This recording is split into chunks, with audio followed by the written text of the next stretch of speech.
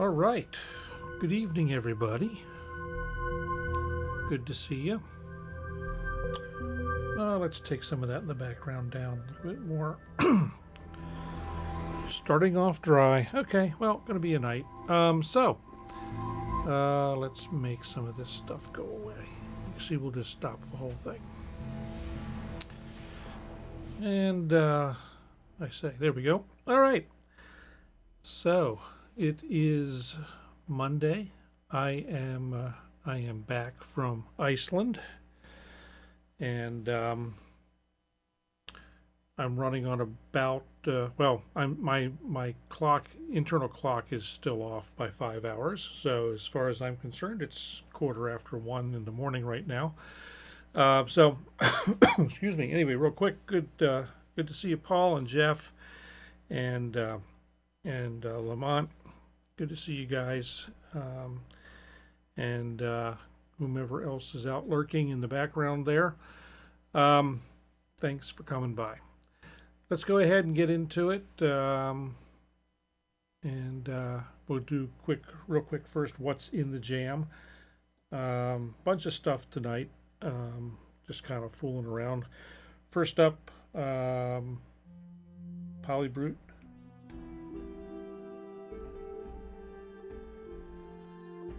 Hey, Marilyn. Good to see you.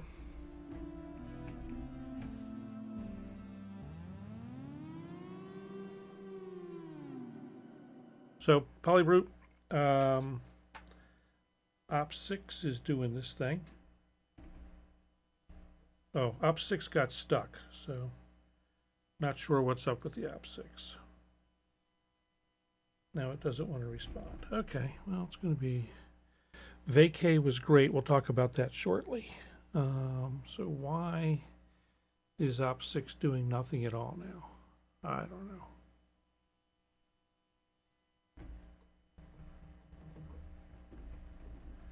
Oh, Op6 is unhappy. Okay, well, enough of that.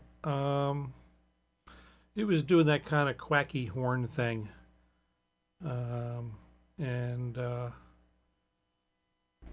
Let's see something here. It got stuck and I shut it down. And I don't see why it's not working now. Well, I guess stuff got mad at me for not playing with it for a week while I was gone. Yeah, it's fed up, exactly. Onyx, good to see you, or more correctly, Phoenix, good to see you. And so Wavestate had my usual, and I thought appropriate, as a patch is called Iceland Piano.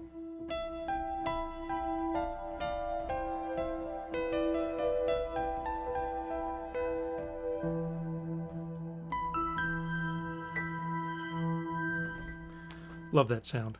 We got something from the multi-poly.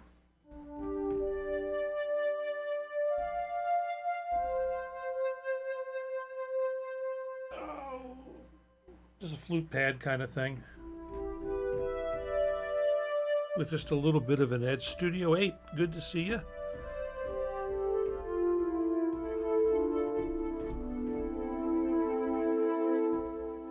We got something here coming out of Analog Lab. Not sure what that was, what it is, or what instrument it is anyway within Analog Lab.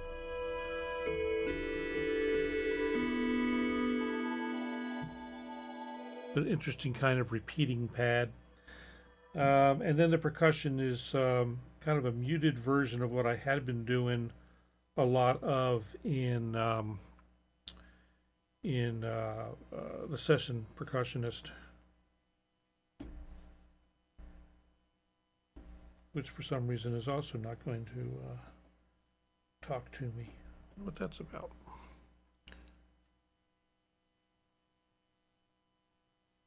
Oh, I know why. Because I'm not setting it to play. I'm just setting it to play the sequence. So, all right. But it's doing, let's see, let's turn that on real quick. And Control S. So we've got basically, like I said, a muted version of some of the other stuff that it's been doing. So get down to the lower octave where it lives. supposedly. All right, we got stuff that doesn't want to work tonight. That's fine. Going to be one of those days. Well, here, we'll do this. And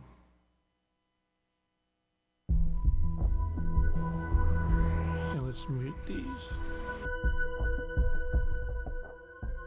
So that's basically the same session percussionist thing I've been using, except that I put a heavy filter on it and just killed everything above about 400 hertz. And we'll talk about, if I remember, we'll talk later about why I did that. My usual little arpeggiator is coming in as well, a little bit. And let's see, let's catch up with the chat here. Just chatting amongst yourselves. Okay. Let's see what else in the jam. We'll stop that. And another analog labby thing.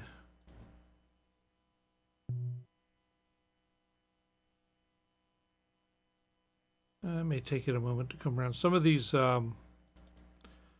clips have a lot of lead time in them. But before they start, there we go.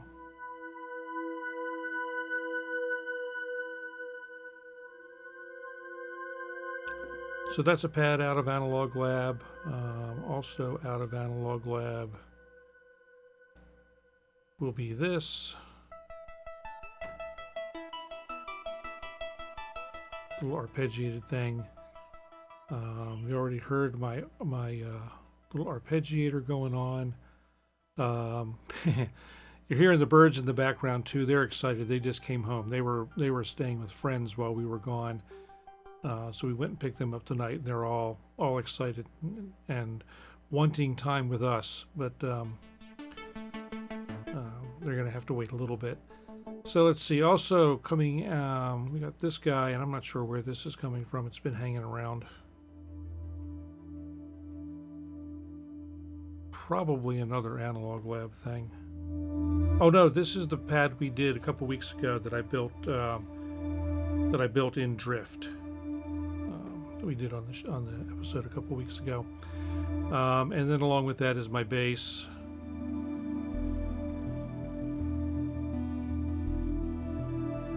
which is also one of the tracks that we did based on the arpeggiator.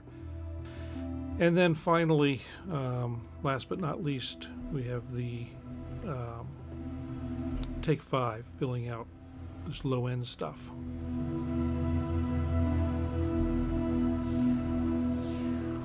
Kind of swirly things going on. So that's pretty much everything we had in the mix tonight. I'm going to jump right into topics of discussions because we've got a few tonight. And as I said, I feel like it's 20 after 1 in the morning right now, just because of being off by 5 hours for a week.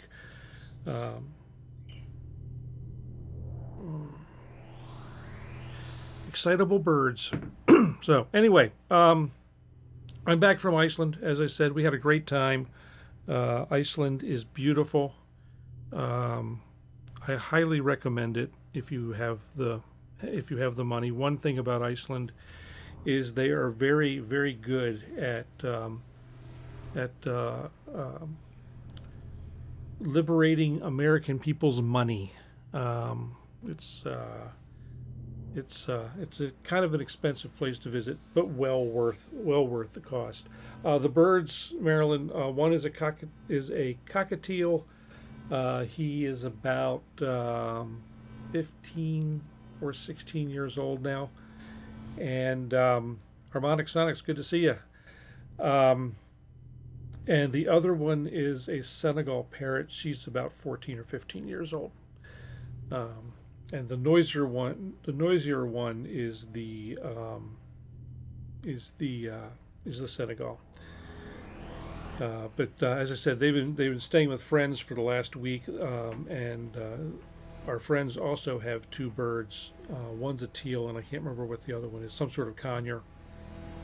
So I can just imagine what the cacophony was there. They also have 2 dogs, so I can imagine it was probably not a quiet place. Yes, Paul, Iceland is expensive. Um, I was told that the dollar is strong there now, but still, it was an expensive place. Um, Gasoline, I think, is a little over $5 a gallon there, $5 or $6 a gallon. Our money, um, you know.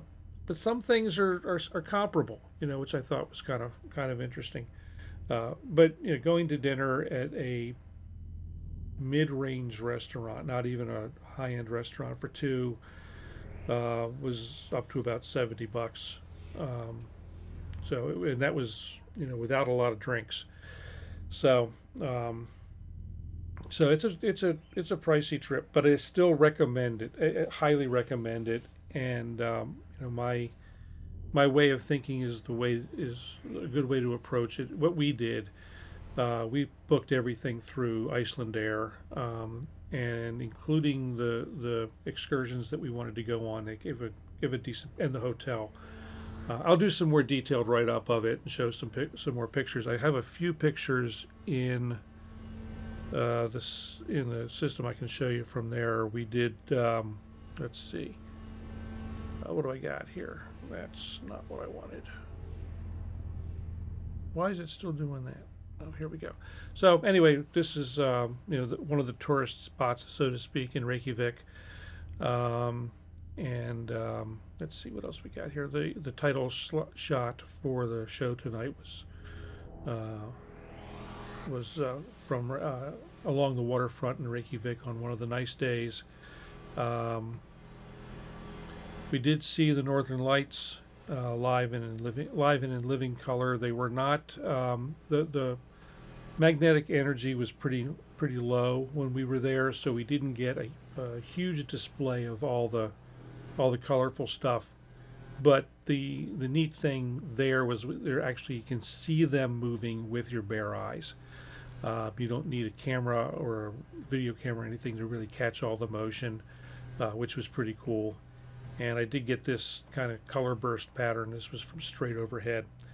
So very, very cool. And then we went out on a couple of excursions out to see see the sights. And well, it wasn't cheap. We also took in a bunch of museums, but neat places. This is a glacier. That apparently they're losing about 100 meters of this glacier every year, which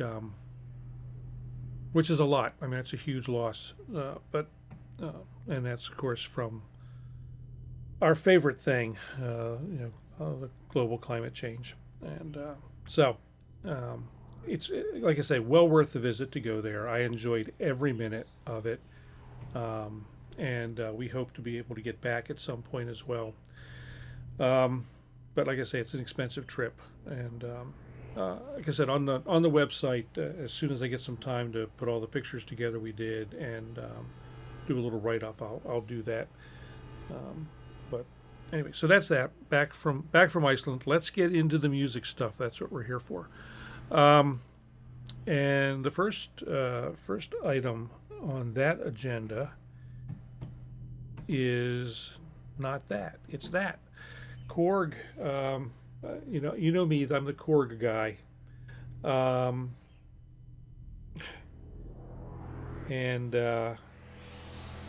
Let's see. Oh, I've got welcome. Let's see, glad you slipped by.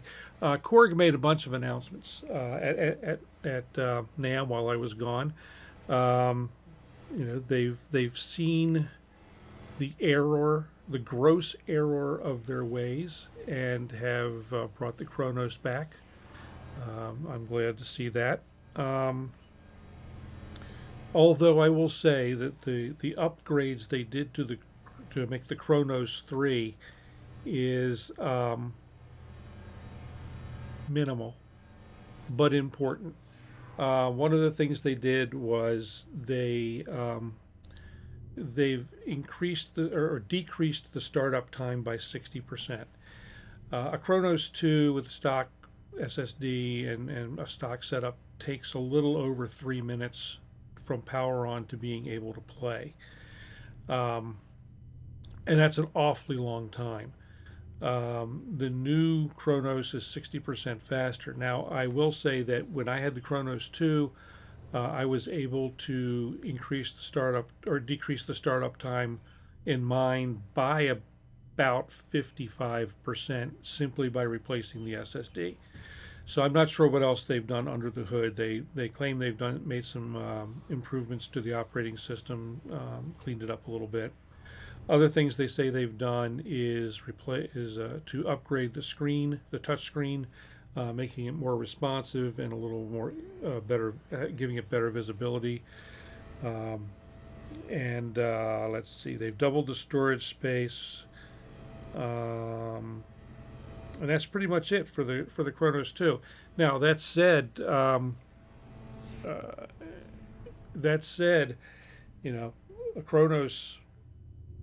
An original Kronos was an absolute beast. Kronos 2 was an absolute beast. And they're definitely, even though, you know, the Kronos has been out now for, in some form or another for about 14 years, it still holds up against the more modern flagships from Roland and from Yamaha, and in some ways surpasses both of them. So it's still a very viable top of the heap flagship synth. It's fantastic, absolutely fantastic for performance. So if I were still going to be performing as in a cover type band, there's no question I'd still own my Kronos. Now for the kind of stuff that I'm doing now, it's not a great instrument, in my opinion, which is why I ended up selling it. So there's that. Also, Korg has come out with another miniKORG variant. I guess a couple years ago they came out with the miniKORG 700S, which was supposedly a reboot of the original miniKORG 700. It was very short run, I think incredibly overpriced for what it does, and you know, it was kind of a weird time in Korg's history when they brought the thing out, the first one out, the original one out. It was, you know, synths were kind of a new thing, and so it's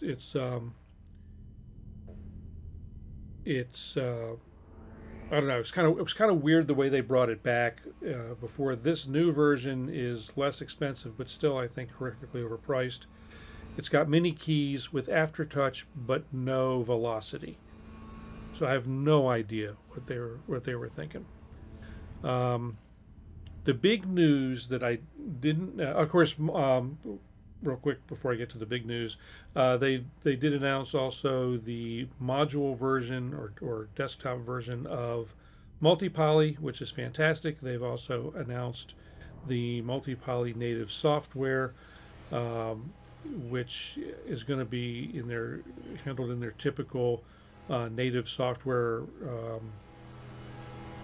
fashion. It's like $200. It will be like $200 if you don't own a multi-poly.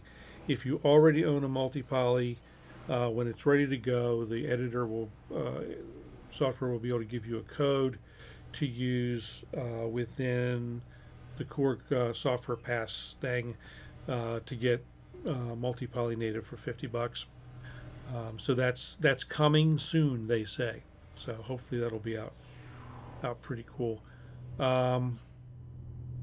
So nice stuff there coming.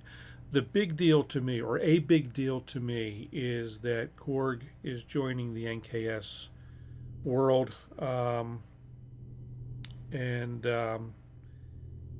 so that will that's initially going to be coming to the software bundle. It's not going to be coming, as near as I can tell, to the native versions of multi-poly, ModWave, Op6, or Wavestate. I don't think that's going to be NKS, at least not just yet. But I'm sure, though, if they're going to bring it to everything else they make, then I'm sure they'll eventually bring it to the native VSTs. So anyway, I thought that's very exciting for me, because that will pretty much bring every bit of software that I have now, as far as software synths, with the exception of Vital and a couple other lesser used things, into the NKS world. So that is a bit of excitement there. I'm kind of jumping around in my list because I want to get through most of it pretty quickly. As I said a couple of times already, it's, you know, my body clock is still at GMT 0, so, you know, it's 5 hours. My body clock is running 5 hours ahead. I wanted to go back. Good evening, Lamar. Good to see you. I want to jump over to, or back to something. I talked about something several months ago now, where I went through and set up my Keylab 49 and showed how to get that to actually work with, excuse me, with Ableton Live, because the Mark II was a little dodgy getting it to work initially. And I talked about, and I've also in a lot of cases talked about using Analog Lab, or the various soft synths from Arturia, and there seems to be some confusion flying around how all this works, and it gets down to the confusion seems to be between the various versions of the Arturia software packages. What is Analog Lab? What's Analog Lab Play? What is a V collection? You know, and what do they include and how do they work? And I think part of the confusion comes up, and I'm going to go ahead and put the PC up on screen, full screen. When I go into my plugins, and I drop down Arturia, there's this huge list of all the various plugins and effects that I have from Arturia, because I have the V collection and the FX collection. So we see everything that I've got, you know, all of these things that are all, you know, all of this is that we've just scrolled through from Whirly V3 all the way back up to Acid V. These are all Arturia plugins. When you have analog, and so these are all the individual versions. So let me go back to here for a minute. So the question a question came up is, how do you get to see all this stuff if you have Analog Lab? Well, the short answer is you don't. What you get to see when you have Analog Lab is just Analog Lab. That's all that shows up in the list, and you access the presets through Analog Lab itself. Where is it?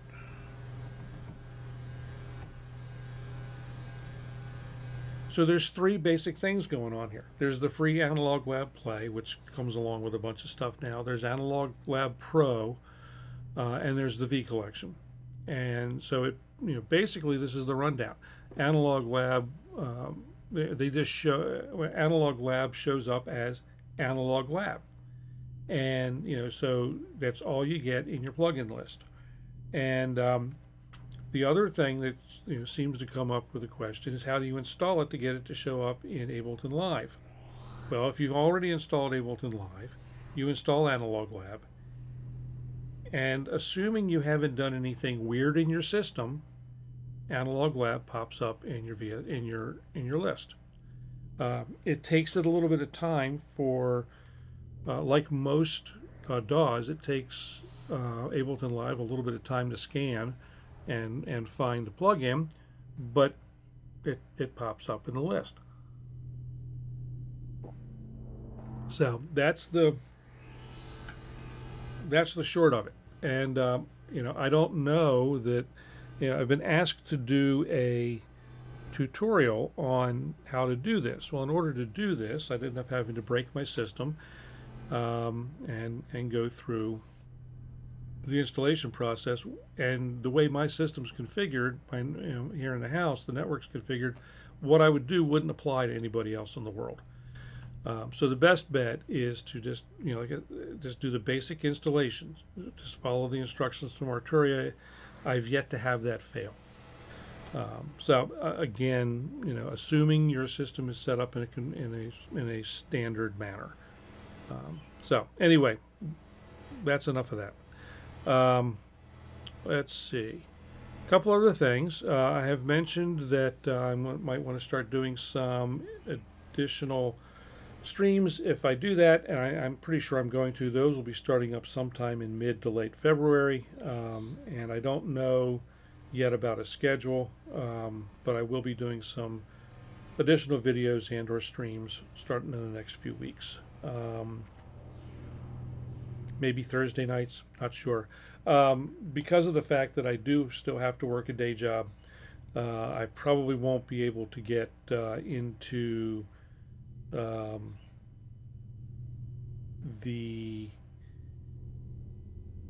into daytime or other times than East Coast evening times. Let's see, look at comments here real quick. All for more, absolutely.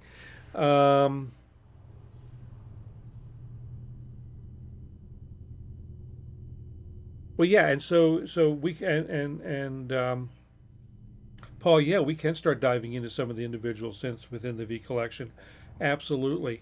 Because and we can show we can certainly show how the difference between using it in Analog Lab and using it in as a standalone. So that's hey Halfcod. So the thing and the thing about that is, so Paul, you say Analog Lab is kind of yawn, but Analog Lab is actually pretty cool, especially if you do have an Arturia controller, because everything the key controls, if in the presets, map right to the keyboard, right to the controls on the keyboard controller, and works really, really well. Again, we can talk about that when I start getting into stuff in more detail. There's some other neat things you can do within Analog Lab, especially if you're not using it in a traditional DAW environment, where you can set up layers or splits with two different synths. You can set up effects patches, and you can map things down to the macro knob so that you can get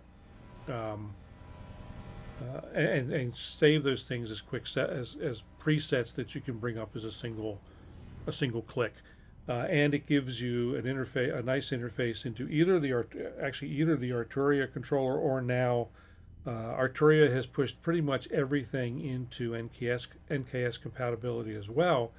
So if you have a new Control S Mark III, you get decent control within that environment as well. So everything's really, I really love the way all the software companies are starting to talk to each other, and come up with a way that their stuff can all communicate and work cohesively together without having to do a whole lot of work to make it happen. So, Paul, yes, I have seen the old Muse receptor. Analog Lab can be that for Arturia software. Where Analog Lab does kind of fall down is it does not support third-party VSTs. That's where I think, to some extent, and we can look at this as a comparison later too. I've done it a couple of times briefly, but we can go a little deeper dive. That's where something like Native Instruments Complete Kontrol software beats out Analog Lab a little bit in that many, not all, but many third-party VSTs can be opened in Complete Kontrol, and then a lot of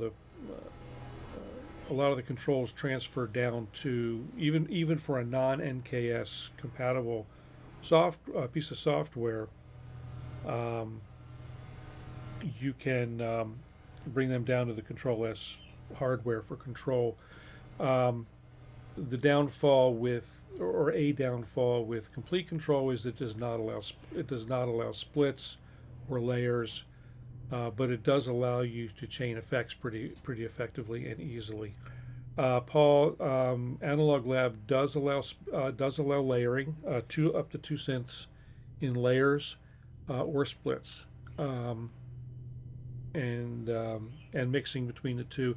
Basically, with Analog Lab, you end up with synth A, synth B, and an effects layer or a master layer.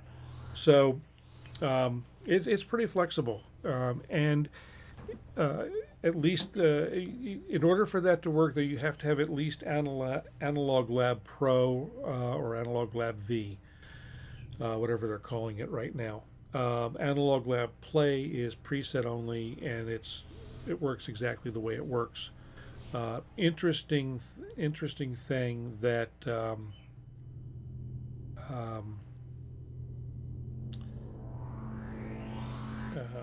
lost my train of thought, which happens often anyway. Now 2 layers is, it's not bad, better than none, but it's depending on how you set it up, that can actually be a lot. It can actually do a lot of stuff. You can layer a CS80 with a Synthex V, and get, in that case, depending on how your patches are set up, and how your macros are set up, you could essentially have 4 patches loaded at the same time and move between them. One thing I would love for them to do in Analog Lab is allow Analog Lab to control at least Arturia's hardware synths as well. I would love for the Polybrute to plug into Analog Lab and be able to have that as a layer within, layered up within Analog Lab. But I don't know if they'll ever do that. I don't know if I don't know if it fits their scheme of things. I just think it would be neat. Looking at base setups. Oh yeah, truss rod adjustments are the first couple times you do them, they're a little scary. I've not done bass, I've done them on guitar, and it's just as said, half quarter turn at a time. And I don't know about a bass, but I do know, like I've done Telecasters. You can pretty much tell with a Tele, especially if it's one that's been, especially one that's well seasoned. You can tell pretty quick that quarter turn, if that quarter turn is enough, and they'll lock in pretty quickly. With bass guitar decks being longer and thinner in a lot of cases, yeah, that letting it settle for a while is definitely going to be important before you decide whether that's exactly where you want it. And yeah, I probably agree that it doesn't really fit Arturia's scheme to tie the hardware into the software.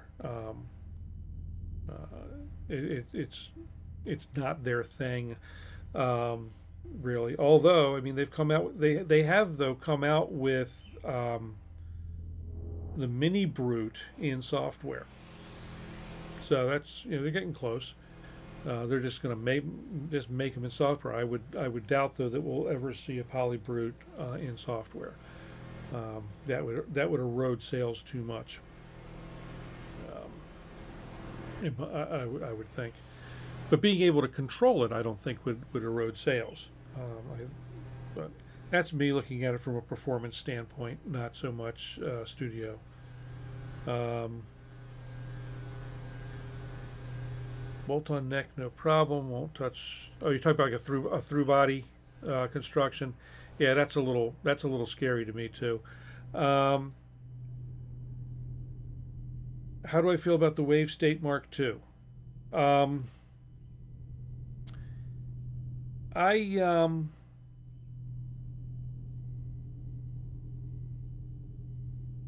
I have a Wavestate Mark One. There's to me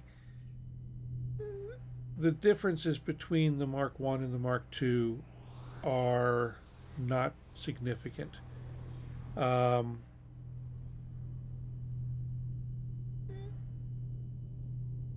I would say if you have an opportunity to pick up a Mark One Wavestate at a good price, pick up the Mark One. Honestly, um, but you know that's just my take. Um, yeah, it's mainly polyphony. I've got a Mark One. It's stripped out of its awful keyboard and put into one of the tall dog cases, and I really like it that way. And I love this. I mean, I love the sound of the some of the sounds that I have with the wave state. And I mean, I just this piano is this Iceland piano is like my favorite sound in the world.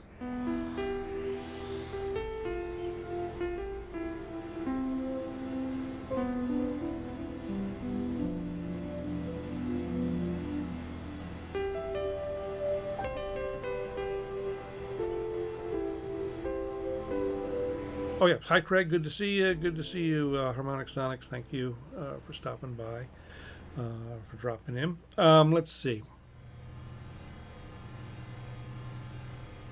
Hmm.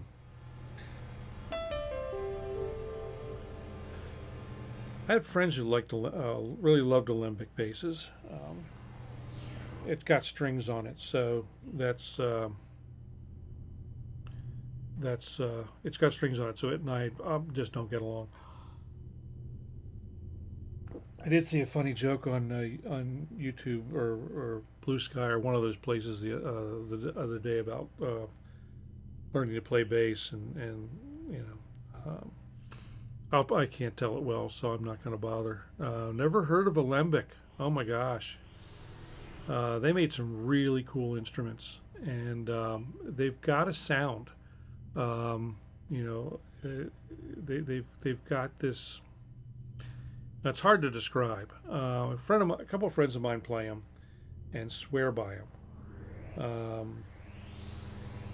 And I think one of the guys got an Alembic not terribly long ago.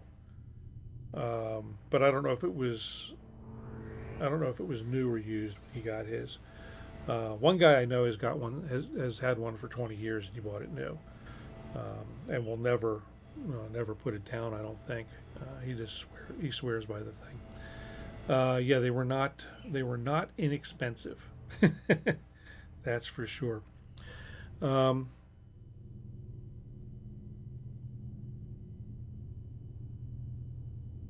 yeah, they're $3,200 for. See, so you say $3,200 for a bass, and um,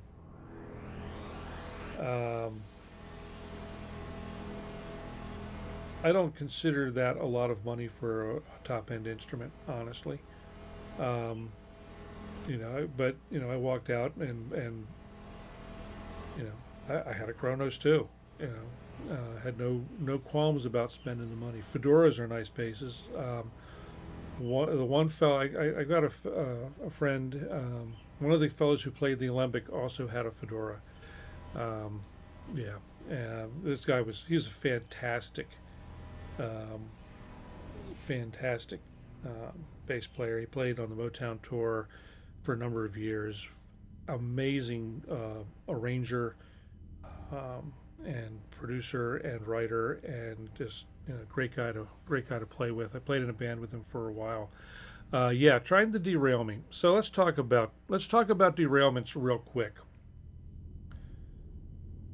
We'll go back to the bassoon and whatnot. Talking about derailments. I don't mind derailments because they're often fun. We get on some really fun, interesting tangents.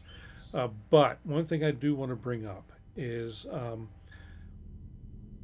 trying to gear my channel um, or direct my channel in such a way that it is um, an environment where anybody can come and take something away and learn. And I want it to be someplace that um, somebody can come and bring their kids. So all I ask is is try and keep it clean, please. That's all.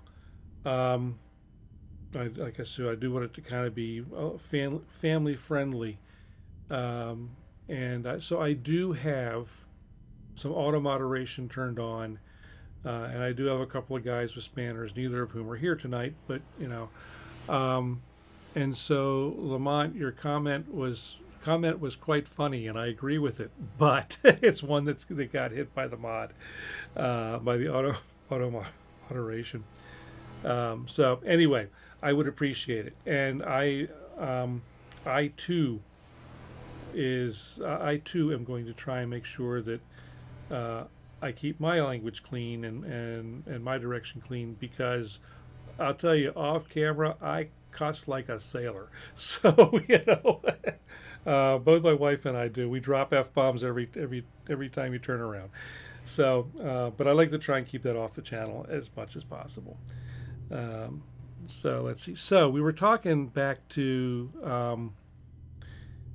different instruments and the costs of them. And yeah, I mean, some student instruments are were. Thank you, Lamar. I appreciate it. Some instruments are even basic or starter instruments are ridiculously expensive. Um, and I guess if that's the instrument you decide you want to play, then it's a price that you figure you're going to have to pay. Double reed instruments are hard to play. Asaph, good to see you. Um, um, I'm not sure, Paul. Double reed instruments are difficult to make even badly, and so they end up being expensive no matter what you talk about.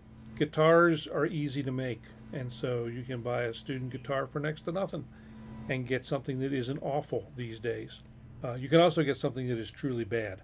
Don't get me wrong, but it's a little easier to make guitars and my dad played horn, played trumpet and bugle, and he was in Air Force bands and back in the late 50s, and the he had a decent horn back in those days. I don't know. He doesn't remember what he paid for it.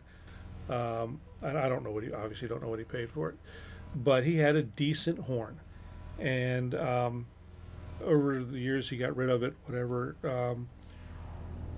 A couple 3 years before he passed away, he bought a $150 trumpet from somewhere. He never really played it much, but he said that it was almost as decent, obviously not perfect, but almost as good as the several $100 horn that he had, or maybe $1,000 horn, whatever it was that he had when he was in the Air Force. So it is possible now with the way things are produced now. It's possible to get decent instruments for decent instruments for not a huge amount of money, at least to get started. And so that's the kind of thing that we can buy. Um, we can buy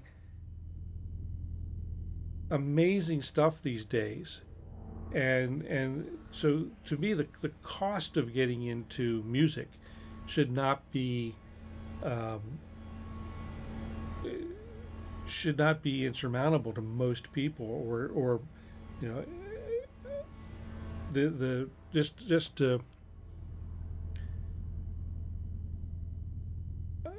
to get started and find out if a kid's got interest, and skills. A good player can make many things sound good for the most part, but, and I'll tell you a story. I played clarinet. The first instrument I played seriously was clarinet, and my clarinet, the clarinet that I bought was, or that I got because of cost, was a used instrument, and it was not in great shape. Now we had it recorked, all new pads and all the keys and all that, but there was a part where it had been dropped, and it didn't seal well, leaked air like a sieve, and the best that I could manage playing that instrument was second chair, but the school had my school had Bundy's, the school issue inexpensive Bundy clarinet, and when I had my clarinet in the shop, as I did often because something would fall apart on it, I would play one of the school Bundys. I could play first chair on that clarinet any day. The Bundy's not a great instrument, especially the ones that you find in schools. They're basic, they're decent. But they're not fantastic instruments. But I was good enough to play first chair on that thing any day of the week. My clarinet was supposedly a better instrument, and I can't remember what the make was, but I eventually got rid of it. And I played. I also played bass clarinet a little bit. I played some sax. Saxes I played were Selmers, so they were school instruments. They were decent. Not the best on the world, but they were the school level ones. But they played easily, and I think that's an important part of a learner instrument, is that it plays easily. So that's I hear a lot of I hear a lot of people buy very expensive instruments that aren't very good at playing them, because they believe that they fall into this trap belief that if they buy a better instrument, they're going to play better or sound better, and I don't think that's necessarily true. I don't think you have to spend a ton of money to be a good player, and I think there's a number of pros running around out there that'll tell you the same thing. Um, you know, um,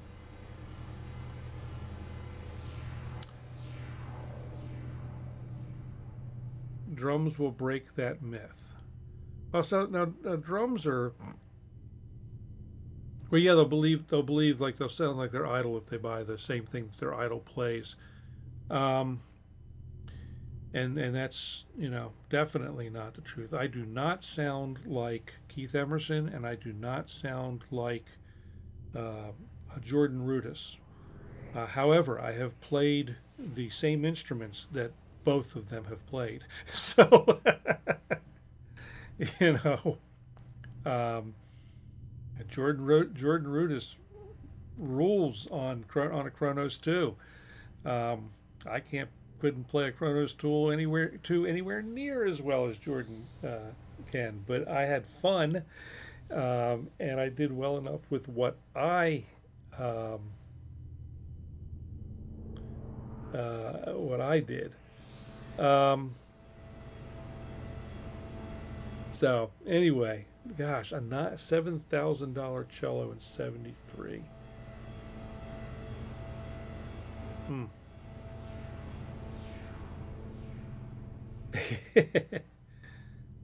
Well, Buddy Rich was a special guy. Um, you know, and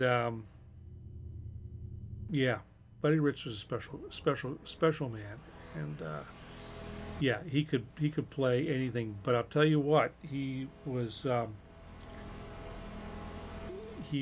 quick to he would be quick to tell you what you're doing wrong.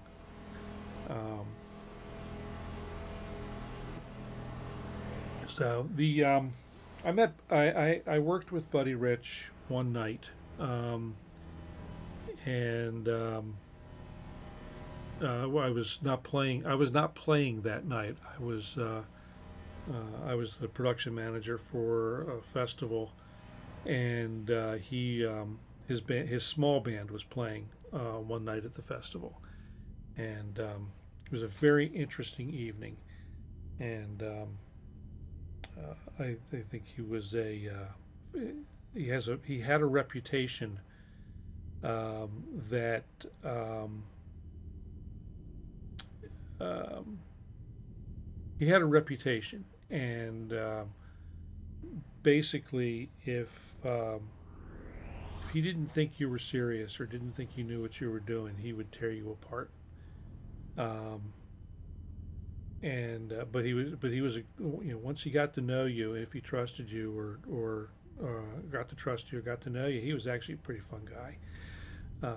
He and I had a nice time that night. By the time the evening was coming to a close, he and I were laughing and joking and having a great time.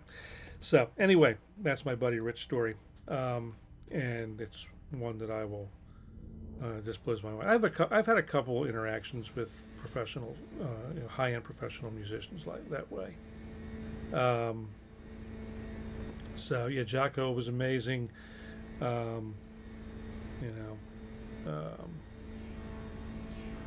Oh yeah, yeah.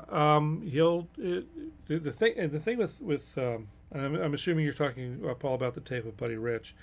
Um, the thing about that is that he would choose somebody out once for something, and then it was done. That particular issue would never come up again. So he would rip somebody up. Now Miles Davis was the same way, by the way, and so is Carlos Santana. You screw up, they will rip you apart, um, and then it's over and done with. And and they have the deal. It's done, and they move on. And hopefully that mistake doesn't get made again. Um, oh wow, Doc Severinsen. He was so cool. My dad met Doc Severinsen, was I knew he was very cool guy. Um, so anyway, um, folks like Buddy Rich and anybody, Carlos Santana, and Miles Davis, and I understand why they the way they are about certain things, and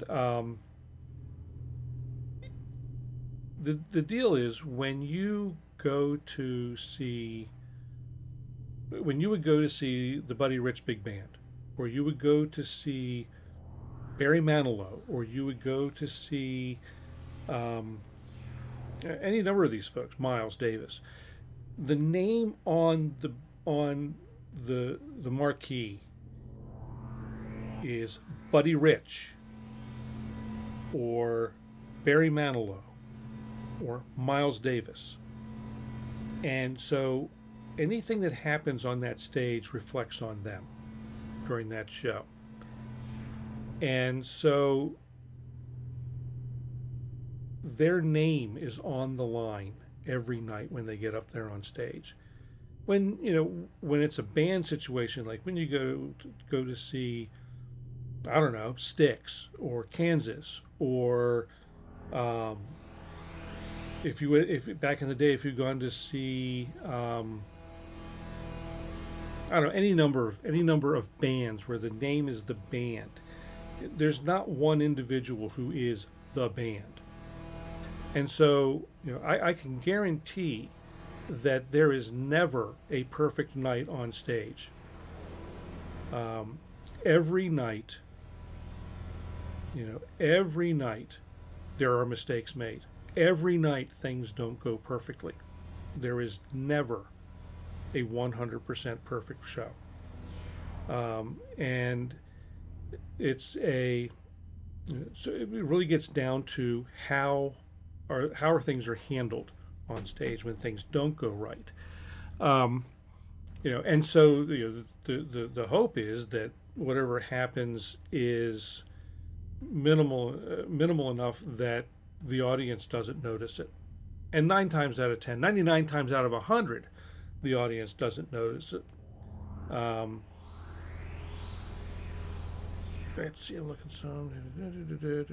Well, there were a lot of musicians in Miles' position as far as being the wrong color skin in the wrong place at the wrong time.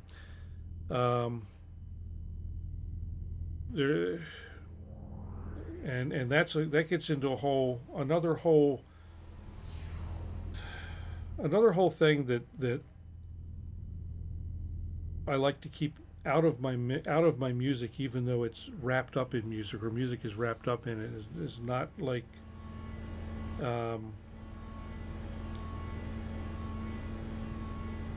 I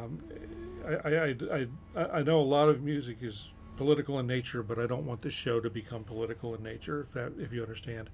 I want to try and keep that out. And so, I'm wearing a T-shirt tonight that says Seven Souls. This was Music for Your Soul. This was my band that until I left it to start doing this full time, musically full time, and for some other reasons. And the band has subsequently broken up. And but yes, we had some intense nights when if things would go wrong. We had some pretty intense nights on stage. Or moments on stage anyway. And, because we had 7 people that were all fairly passionate about what we were doing. So that passion turns into intensity. And so, but we had a rule that, we would, if there was a problem, we would address it and hopefully move on from it. In some cases that didn't happen, and that's why certain people left the band, or and eventually why the band fell apart. So I find there are definite advantages to be doing my own thing. Do I know Al Schwartz? I don't know Al personally. I may have. So the deal, Paul, is there's a lot of musicians that I've worked with. That I've worked with them once in a production, in a production environment. The name is very familiar. I'm guessing that he probably crossed the stage. Crossed on a stage that I was working. But when I was doing production on a show, I was either doing sound or I was managing stage. So it's there's a lot of people I would talk to for one night. If their band was not one that was a regular on our stage, then I didn't really get to know a lot of them very well. Then there's other guys and gals that I know very well. I've worked with them numerous times. Deanna Bogart and I became very good friends. She used to come through stages that I worked at least once a month. So like I said, she and I got to be pretty close friends. A couple others, Steve Roche from who used to own War Productions in Columbia. He and I are good friends, and at least one of the other members of his bands and I are pretty good friends. We see each other often. Paul Soroka, sax player in the area. He's been around forever. He and I have been working together. So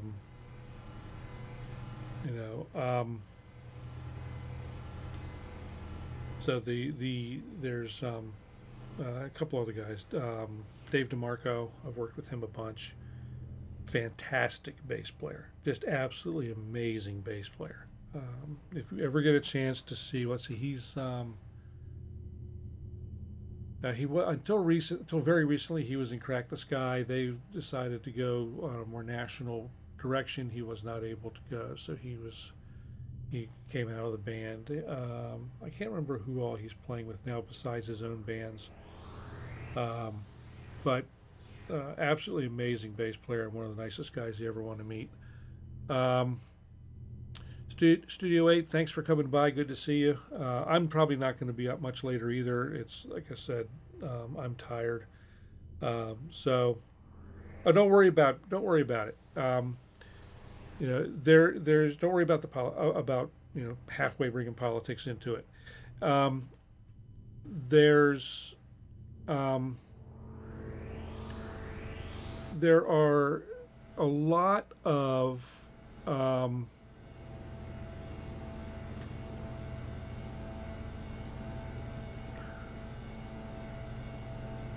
there was a lot of that when Miles was coming up, and that's a bad period in history all around. Not just here in the States, and I don't know how to address it well, and I guess that's why I don't want to address it in this environment. I'm glad to talk about it offline,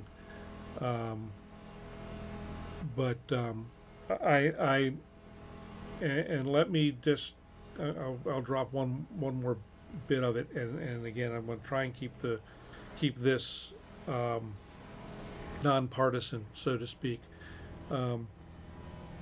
but I see us drifting backwards I see us drifting backwards in the way we treat people, the way people treat each other, and so I want my one place that was minimized, and I'm not going to say eliminated, but minimized, was music. And so that's why I want to try and, I want to try and dispense with that as much as possible. There were certain musicians who recognized the problems and did everything they could to mitigate it. And I'm not talking, Paul, just about verbal abuse and that kind of thing. There was a lot of other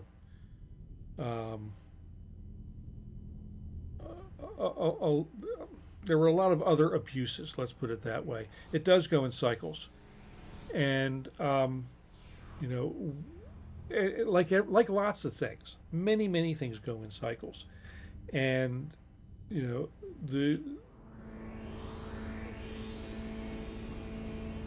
so hopefully this can be a short cycle. I hope it does not go as far as it has gone in the past, and that's but I'm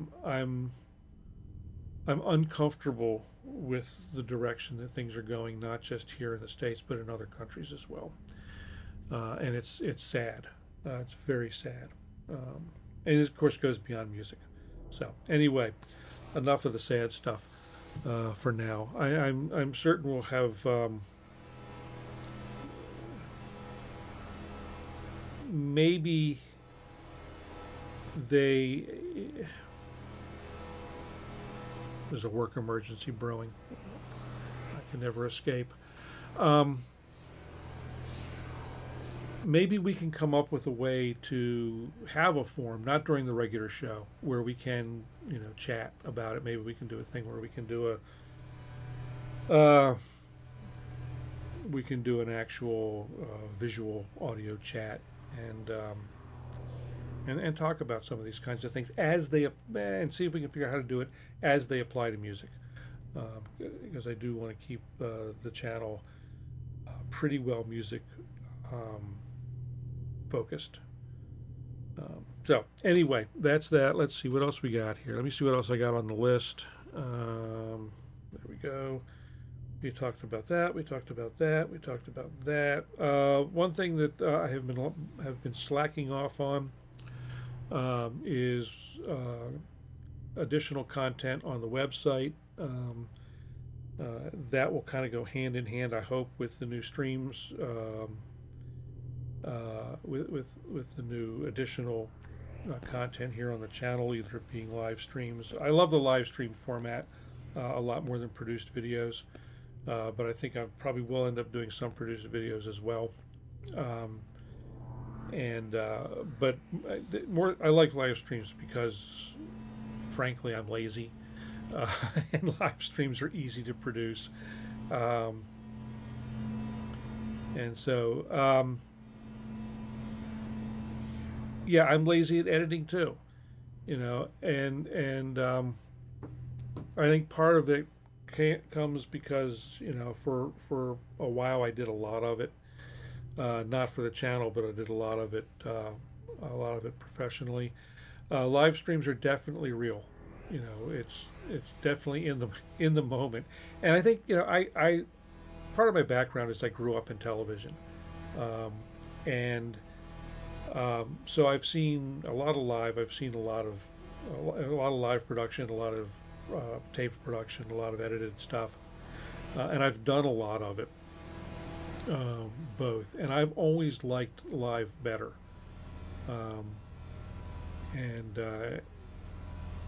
so I find it very interesting. When the last, I guess, couple of jobs that I worked at where I was doing production, everybody else was terrified of going live. They were terrified of doing a live show. And subsequently, we didn't do very many of them. Anything that I worked on, where I was the director or the producer, I would at least insist that we do it as live, which means that we tape it or record it, but treat it just like it was a live show. And that even that made staff nervous, which it just boggled my mind. But anyway, they also never understood.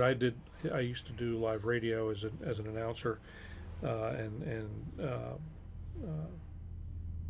DJ and whatnot. And oh, cool! Almost in time for us to do the next one. But see, that's the thing. So, we got to figure out a way to do this, Paul. But Paul and I are involved in this EMPS group where once a month we do live jams. They're recorded. Paul edits them, puts hopefully he's able to put video to them, and they get posted wherever it is they're getting posted. And they're great performances, but Paul has to spend a huge amount of time remixing these things and editing the video, and which I know he likes doing, but Paul could be making music of his own or doing any number of other things in that time, and so I think it'd be really nice if we could figure out a way to do those as live, maybe as if things go in the future, depending on how things go with the group. As things go with the group, maybe we can come up with a way to do that. I've got some things that I'm thinking about, and I know some other folks do too. So anyway, but I love the live format. I like live performance, and I guess that's why I kind of feel that way, even doing something as live.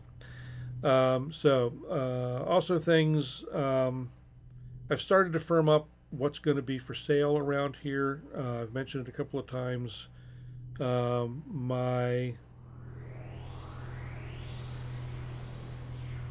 I have an idea, Paul. I don't know if we'd be able to do it every month at this place or how often, but I have an idea or two. I'm going to be talking with some folks before I bring it up to the group just to see if it's a possibility. But it would be out here in Carroll County, Maryland, if I can put it together. Anyway, the stuff that's going to be for sale, that list is starting to come together. I have mentioned it before. The definite items are the Yamaha 01V 96 Mark II mixer is going to be for sale. I've got the older version, or the original version of the NI Complete Kontrol 61 key keyboard. I've got a Line 6 Spider V60 Mark II amp with a foot pedal, foot controller. And there'll be some more stuff, but that'll be coming up. I'm not sure where I'm going to post this for sure completely. Maybe it'll be on the website or Reverb or whatever. But I'll make an announcement of where things are going to be. If anybody's interested in any stuff, they can reach out to me. Not sure if Thorsten is there next week. I'll talk to him about it. Maybe I'll bring it down with me. Who knows? It's not 100% perfect. It's about 98%, but you know, it's a good mixer. I just don't use it. It's too big, and I don't for my space, and I don't use it. So anyway, that's that. I don't know that I really have anything else to run my mouth about tonight. Yeah, I think we covered everything. Oh, I missed one thing in my notes. So in the stuff that Korg is coming up with new, I don't know what people think about this, but they've got these 4 record players that do various things.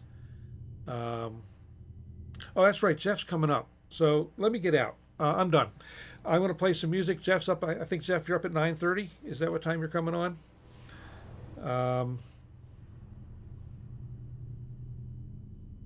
I think Jeff's coming on at 9:30. That's what his usual time is. So once I'm in about 5 minutes, about 5 minutes from now, of the accordions, yeah. But we can come back to that stuff. You know, it'll be there. In the meantime, I'm going to play some music and say thank you all for coming. We will. It was good chatting with you. I'm glad to be back from. In some ways, glad to be back from Iceland. Other ways, I wish I was still there. But anyway, thanks all. Go over, see Jeff at his channel, and you all have a fantastic rest of the evening. I'm going to finish out and go to sleep. Oh, new spaceship. Oh, that's right. I saw the graphic for that. Looks great. So maybe I'll pop over and hang out for a little bit before I go to bed. See y'all later. Have fun.